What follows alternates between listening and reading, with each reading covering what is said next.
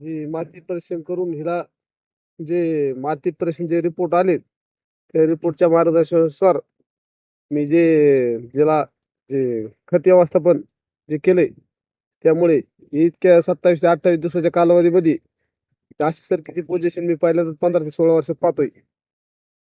जसं कृषी मित्र राठोड सर जे व्हिजिटला येतात 8-10 दिवसाला शेतावर त्याच्या मार्गदर्शनाखाली जे चालू आहे व्यवस्थापन त्या व्यवस्थापनाने माझा एक कापूस आज 43 दिवसाचा कापूस त्या अशा पोझिशन मध्ये मी पहिल्यांदाच जशी शेती करतो तसं 10 ते 15 वर्षापासून मी शेती करतो. पण असा कापूस इतक्या कमी कालावधीमध्ये अशा पोझिशन मध्ये कापूस मी यावर्षी पहिल्यांदाच पाहतोय माझ्या शेतामध्ये. आज माझ्या कापसाला 2 महिने 21 दिवस पूर्ण कालावधी झालेला आहे.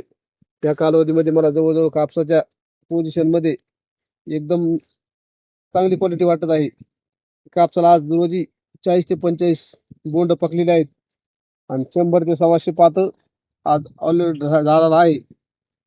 तरी हे जे कंपनीने मला मार्गदर्शन केले माती परीक्षण केल्यापासून जे सर राठोड सर जे व्हिजिट यायचे 8-15 दिवसाला तशा मार्फत मी फवारण्या हे जे ते केले कमी खर्चात मला वाटतंय यावर्षी चांगलं पीक आहे माझ्यावलं.